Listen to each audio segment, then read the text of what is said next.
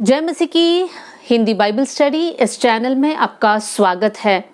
आइए मिलकर हम लोग भजन संहिता 37 पर मनन करेंगे और इस अध्याय से हम लोग 7 व्यवहारिक बातों को सीखेंगे जो हमारी आत्मिक जीवन के लिए एक आशीष का कारण हो जाएगा।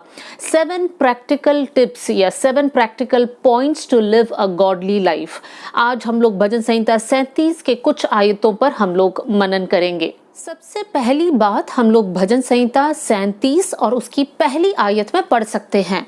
यहाँ पर हम पढ़ते हैं, दाऊद इस प्रकार लिखता है, कुकर्मियों के कारण मत कुढ़, कुटिल काम करने वालों के विषय डाह ना कर। यहाँ पर जो शब्द पर हम लोग ध्यान देने जा रहे हैं वो है कुढ़ना। यहाँ पर दूसरा भी शब्द है डाह मत कर, लेकिन हम लोग यहाँ पर सिर्फ कुढ़ने पर हम लोग ध्यान देंगे। और हमारे लिए सबसे पहली बात यह है कि हमारे जीवन में हमें कुढ़ना नहीं है। यहाँ पर दाऊद कहता है कि कुकर्मियों को या फिर दुष्ट लोगों को देखकर हमें कुढ़ना नहीं है। कुढ़ने का क्या मतलब है? इंग्लिश में इस प्रकार लिखा है, डू नॉट फ्रेट। और जो इब्रानी भाषा में इस शब्द का मतलब है ये है कि हमारे अंदर एक अनोयंस या हमारे अंदर एक गुस्सा आना। दाऊद कहता है कि कुकर्मियों को, दुष्ट लोगों को देखकर कुढ़ना नहीं है। बहुत से वक्त हम लोग समाज में देखते हैं कि इस प्रकार के लोग होते हैं जो चोरी करते हैं, भ्रष्टाचार करते हैं, फरेब का काम करते हैं, दूसरों को धोखा देते हैं और फिर वो लोग अमीर हो जाते हैं। तो उनको देखकर हमको एक चिड़चिड़ापन महसूस होता है। कैसे लोग हैं, दूसरों को गिराकर, दूसरों से लूटकर, दूसरों से रिश्वत लेकर इन लोग अमीर हो रहे हैं। एक कुढ़ना जो हम कहते हैं वो हमारे जीवन में हम अनुभव करने लगते हैं। लेकिन दाऊद कहता है कि किसी को भी देखकर हमें कुढ़ना नहीं चाहिए। एक और आयत आपके सामने रखना चाहती हूँ और वो है 7वीं आयत। यहोवा के सामने चुपचाप रह और धीरज से उसकी प्रतीक्षा कर, उस मनुष्य के कारण ना कुढ़ जिसके काम सफल होते हैं और वो बुरी युक्तियों को निकालता है। देखिए दाऊद क्या कहता है, बहुत सारे लोग हैं जो बुरी युक्तियों को, रॉन्ग आइडियाज को लेकर वो लोग सक्सेसफुल होते हैं, वो लोग सफल होते हैं। उनको देखकर हमारे मन में हमें कुढ़ना नहीं है। फिर देखिए 8वीं आयत में दाऊद क्या कहता है, क्रोध से परे रह और जल जलाहट को छोड़ दे, मत कुढ़ उससे बुराई ही निकलेगी। दाऊद क्या कहता है, ऐसे लोगों को देखकर गुस्सा मत करना, कुछ नहीं होगा, बस आपके अंदर से बुराई निकलने लगेगी। तो मेरे प्रियो, हमारे जीवन में भी बहुत से वक्त हम लोग, अच्छे लोग सफलता प्राप्त करते तब भी हम लोग कुढ़ते हैं, बुरे लोग अच्छे से जीते हैं या सफलता को प्राप्त करते तब भी हम लोग कुढ़ते हैं। एक सही कर आगे बढ़ते हैं तो भी हमें अच्छा नहीं लगता है, कुछ लोग बुराई कर आगे बढ़ते हैं वो भी हमें अच्छा ही नहीं लगता है। लेकिन हमें ये ध्यान देना है, कोई भी परिस्थिति क्यों ना हो, हमारे लोगों को देखकर, समाज को देखकर, दुष्ट लोगों को देखकर, अच्छे लोगों को देखकर, किसी भी लोगों को देखकर या हमारी परिस्थिति को देखकर या हमारी पर्सनल लाइफ को देखकर हमें कभी भी कुढ़ना नहीं है। कुढ़ने से हमारे अंदर से बुराई निकलेगी, कुढ़ने से प्रभु का आनंद हमारे अंदर से हम खो बैठेंगे, कुढ़ने से परमेश्वर की शांति से हम लोग वंचित हो जाएंगे।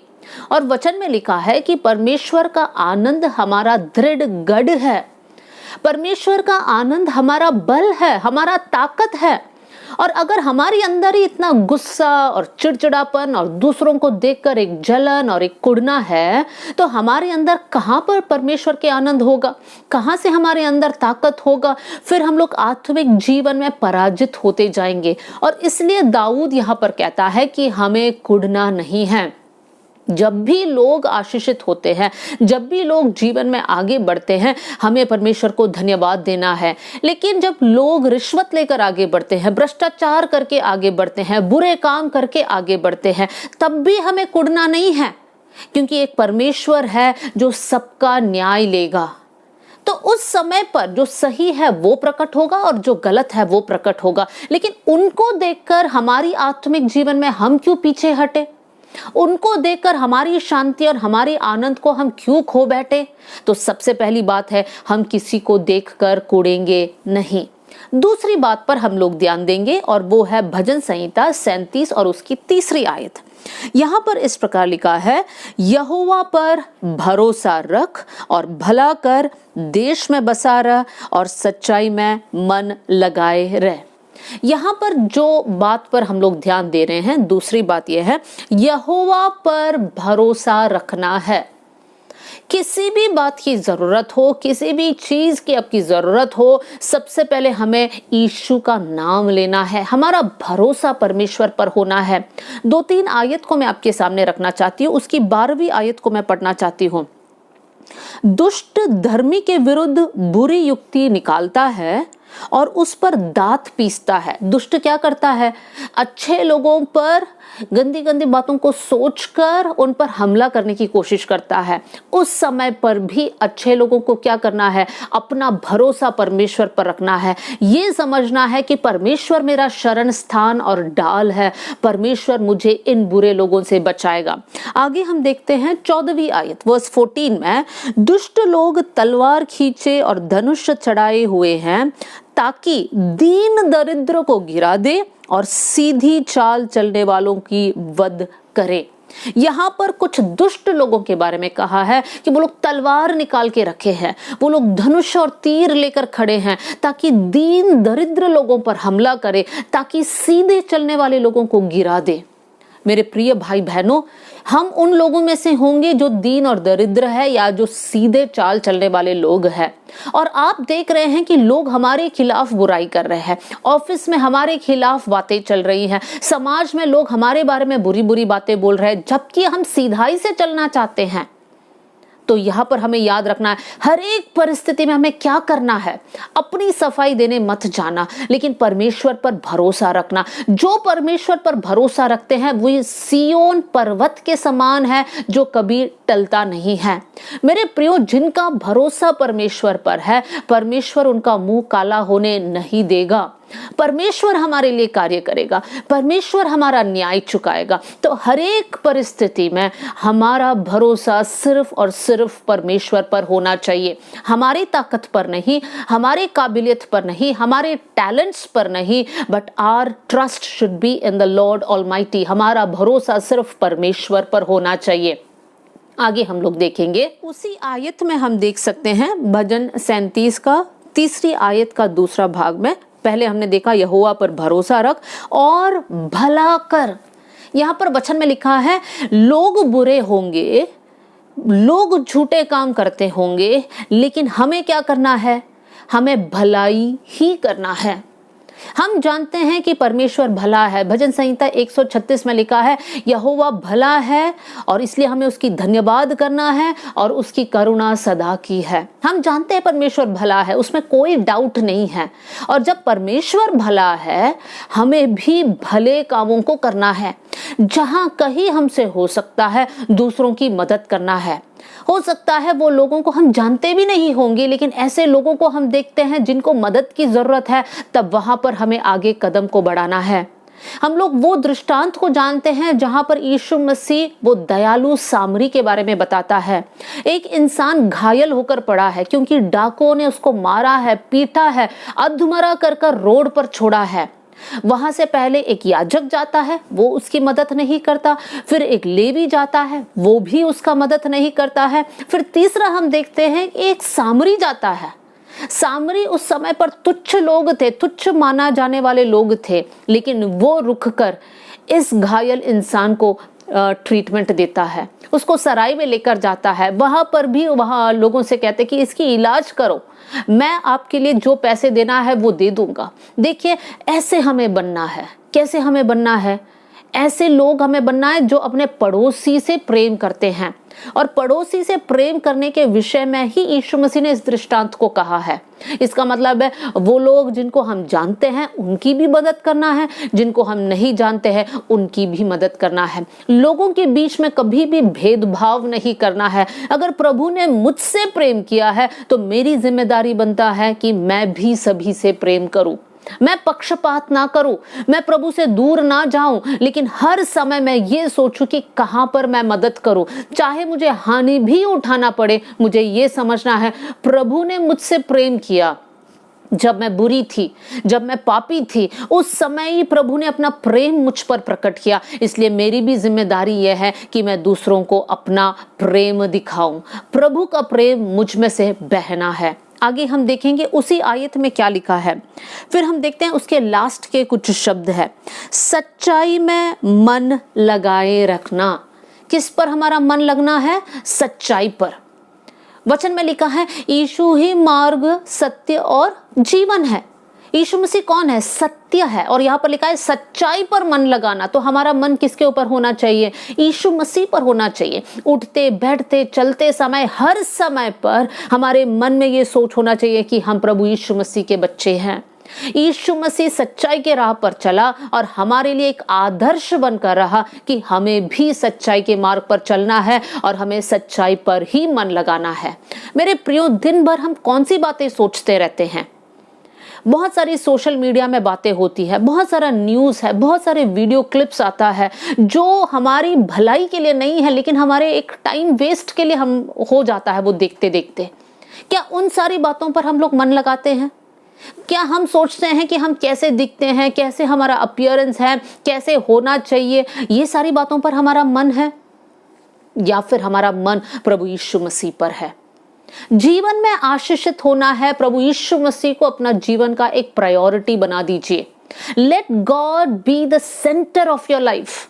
परमेश्वर जब हमारे जीवन में प्रथम स्थान में रहेगा, तब हम लोग परमेश्वर को भावता हुआ जीवन को जी पाएंगे। नहीं तो बस नाम के लिए हम लोग मसीह लोग बनेंगे। लेकिन हमारा जीवन का मकसद क्या है कि हम लोग सच्चाई पर हमारा मन लगा कर रखें। इसके मतलब जो लोग हमारे खिलाफ बोलते हैं उनके बारे में बुरा नहीं सोचना है, जो हमारे खिलाफ कुछ करते हैं उनके बारे में हमें बुरा नहीं सोचना है, ना कि बुरा करना भी है। कुछ बुराई की बातें हमारे अंदर नहीं होना चाहिए, सिर्फ अच्छाई बात, सच्चाई की बात हमारे अंदर होना चाहिए। आगे हम लोग देखेंगे, चौथी आयत को हम लोग देखेंगे और यहाँ पर इस प्रकार लिखा है, यहोवा को अपना सुख का मूल जान। यहाँ पे इंग्लिश में लिखा है delight yourself in the Lord. अपनी खुशी को हमें प्रभु में पाना है, प्रभु में ढूंढना है, हमारी खुशी को प्रभु में मनाना है, प्रभु को अपने सुख का मूल जानना। Delight yourself in the Lord. Daud ने ये भजन लिखा और दाऊद के जीवन में बहुत सारी विपरीत परिस्थिति भी आई, जहां पर बुरे लोगों के हाथ में अधिकार चला गया, जहां पर उसका खुद का बेटा उसके खिलाफ हो गया। लेकिन दाऊद कहता है यहोवा परमेश्वर को अपना सुख का मूल जान ले।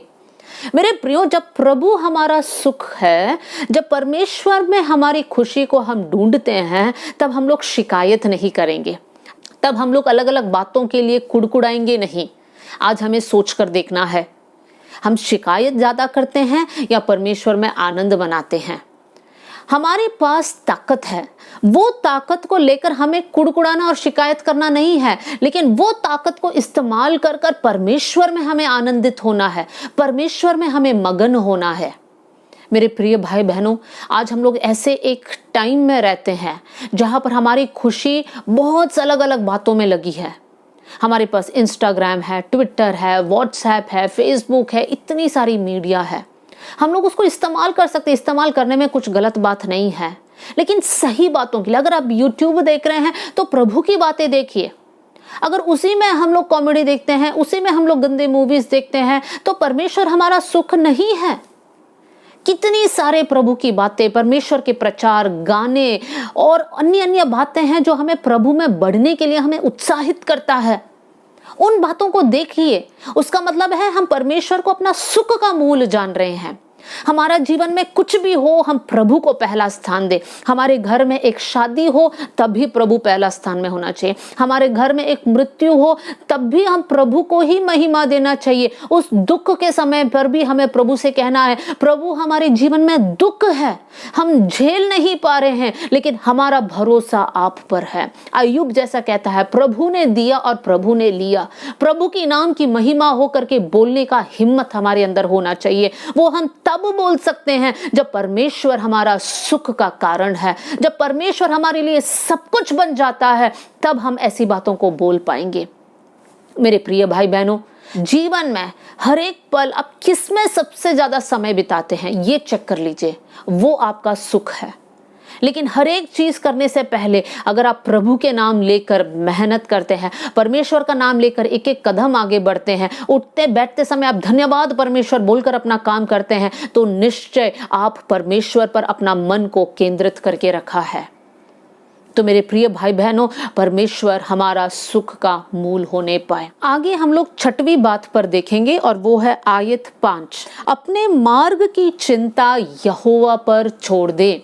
और आगे लिखा है और उस पर भरोसा रख, वही पूरा करेगा। इंग्लिश में लिखा है commit your ways to the Lord. मतलब हमारी हर एक चिंता हमें परमेश्वर के हाथ में सौंपना है।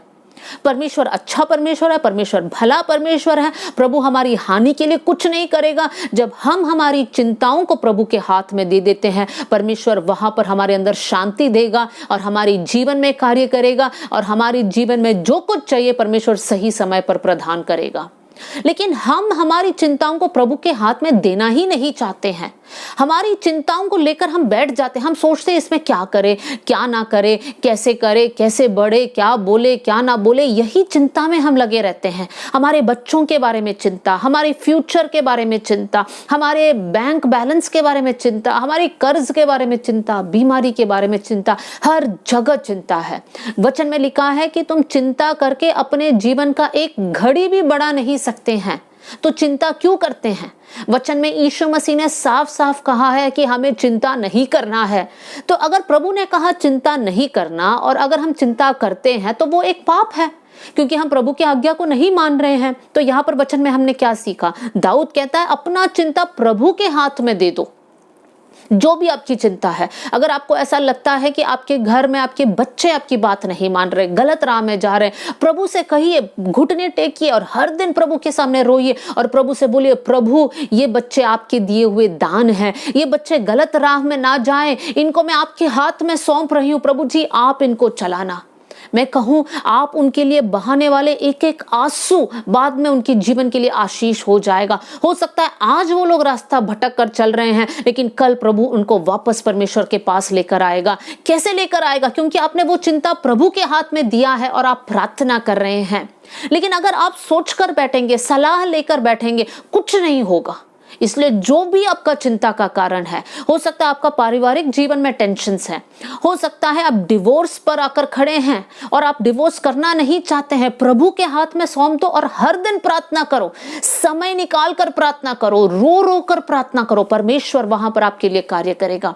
हमारा परमेश्वर जहां पर आंसू बहता है वहां पर परमेश्वर का मन पिघल जाता है और अपने लोगों के लिए कार्य करता है। हन्ना के जीवन में एक बहुत बड़ा समस्या, वो बिलक बिलक कर रोई और परमेश्वर ने उसके जीवन में एक बड़ा काम को किया।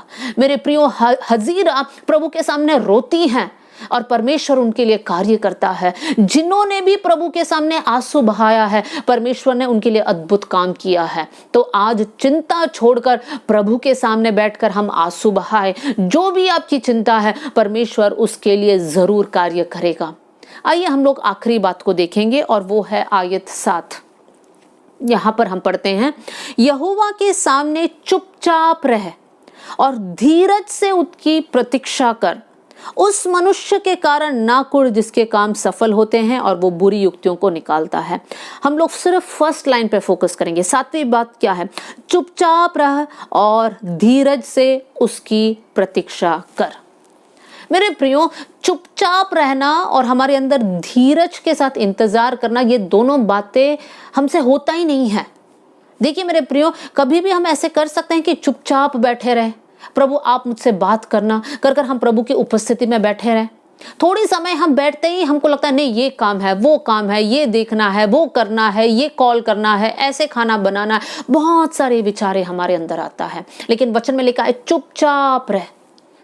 आपने तो अपनी चिंता प्रभु के हाथ में दे दिया, अब चुप रहिए। एक और भजन है, भजन संहिता 46 का 10 में यहाँ पे लिखा है, चुपचाप रह और ये जान लो कि मैं ही प्रभु है, मैं ही परमेश्वर हूँ, मैं जातियों में महान हूँ। परमेश्वर क्या कहता है? जब तुम चुप रहोगे तब ये जान पाओगे कि मैं ही परमेश्वर हूँ और मैं महान परमेश्वर हूँ। आज क्या हम लोग चुप बैठते हैं? हम प्रार्थना करते हैं और बाद में फिर से शिकायत करते हैं। हम प्रार्थना करते हैं लेकिन कुढ़ते हैं। हम प्रार्थना करते हैं लेकिन फिर हम लोग गुस्सा करते हैं। फिर क्या फायदा? सारी बातें प्रभु के हाथ में सौंप कर, प्रार्थना कर कर प्रभु के सामने चुपचाप रहिए। प्रभु हमारे लिए कार्य करेगा।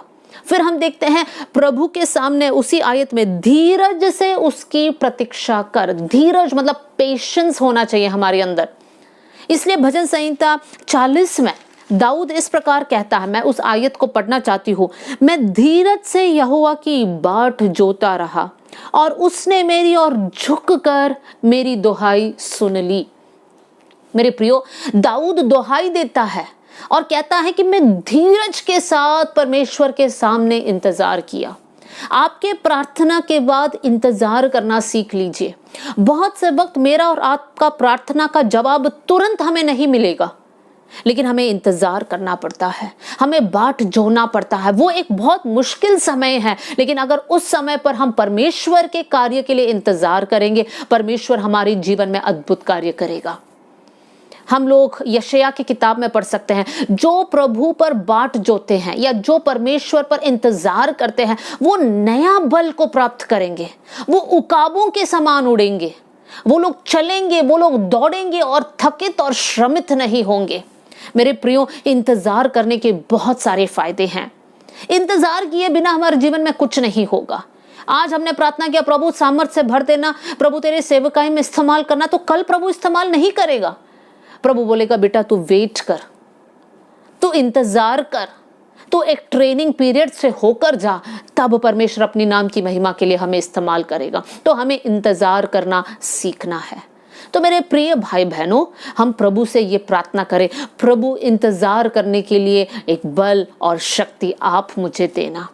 हम में से बहुत से लोग इंतजार किए बिना अपने राह पर हम लोग चलते हैं और वहीं पर गड़बड़ी हो जाती है। तो आज से लेकर ये 7 बातों को हम लोग हमारी जीवन में अपनाएंगे। एक और बार उन 7 बातों को मैं आपके सामने रखना चाहती हूँ। पहली बात, हमें कुढ़ना नहीं है। दूसरी बात, हमारा सारा भरोसा परमेश्वर पर होना है। तीसरी बात, हमें भलाई करना है। चौथी बात, हमें सच्चाई पर मन लगाना है। पांचवी बात, यहोवा को अपने सुख का मूल जानना है। छठवीं बात, हमारी सारी चिंताएं प्रभु के हाथ में देना है। और सातवीं बात, चुपचाप रहकर प्रभु के सामने धीरज के साथ इंतजार करना है। मेरे प्रियो, जब हम लोग ये 7 बातें करेंगे तो निश्चय हम परमेश्वर के सामने ऐसे जीवन जी पाएंगे जो परमेश्वर हमको देखकर कहेगा, ये दाऊद समान है, ये मेरे मन के अनुसार का व्यक्ति है। प्रभु हमसे खुश हो जाएगा और परमेश्वर की इच्छा हमारे जीवन में पूरा हो जाएगा। आइए हम लोग प्रार्थना करें। स्वर्गीय पिता, आज का वचन के लिए मैं धन्यवाद करती हूँ। प्रभु, आपके वचन के अनुसार चलने के लिए आप मदद करना। बहुत से वक्त प्रभु जी हम इंतजार नहीं कर पाते हैं, हम चुपचाप नहीं रह पाते हैं, हम दूसरों को देकर कुढ़ते हैं। प्रभु जी, आप हमें माफ कीजिए। लेकिन आज से लेकर प्रभु जी, आप ही हमारा सुख का मूल है। परमेश्वर, आपके हाथों में हमारी सारी चिंताओं को हम देते हैं। प्रभु जी, आप हमारी मार्गदर्शन करना। प्रभु जी, सच्चाई में चलने के लिए आप मदद करना, भलाई करने के लिए आप मदद करना, आप पर भरोसा करने के लिए आप मदद करना। सारा आदर और महिमा आपको देते हुए यीशु के नाम से हम मांगते हैं, amen. God bless you all. जय मसीह की।